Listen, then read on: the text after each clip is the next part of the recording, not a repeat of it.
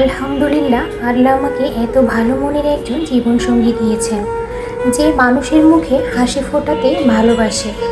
সেদিন আমরা মেলায় ঘুরতে গিয়েছিলাম, তো আমার ছেলের জন্য একটা বেলুন কিনবো, এজন্য বেলুন দেখছিলাম। একটি ছোট্ট মেয়ে ফুল বিক্রি করছিল।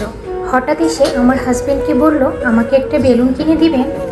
সে সহজে কাউকে না বলতে পারে না, সাধ্য অনুযায়ী সবসময় চেষ্টা করে মানুষের পাশে দাঁড়াতে। আমরা মেয়েটিকে বললাম, তোমার যেই বেলুনটা পছন্দ হয় সেটা নিয়ে নাও। মজার বিষয় হলো, যেই বেলুনটা আমি আমার ছেলের জন্য পছন্দ করেছিলাম সেই বেলুনটি সে পছন্দ করে, আর ওই বেলুন মাত্র এক পিসই ছিল। কোনো দ্বিধা না করে আমরা বেলুনটি ওকে দিয়ে দিলাম। কিছুক্ষণ পর দেখি ছোট্ট মেয়েটি বেলুনটি নিজের জন্য না রেখে বেলুনটি তার বোনকে দিয়ে দিয়েছে। আর সেই বোনটি কত আনন্দ নিয়ে যে খেলছিল। সেদিন মনে হলো, দায়িত্ব কাঁধে এলে মানুষের বয়সের আগেই বড় হয়ে যায়, আর অন্যের মুখের হাসির চেয়ে সুন্দর উপহার হয়তো আর কিছুই নেই।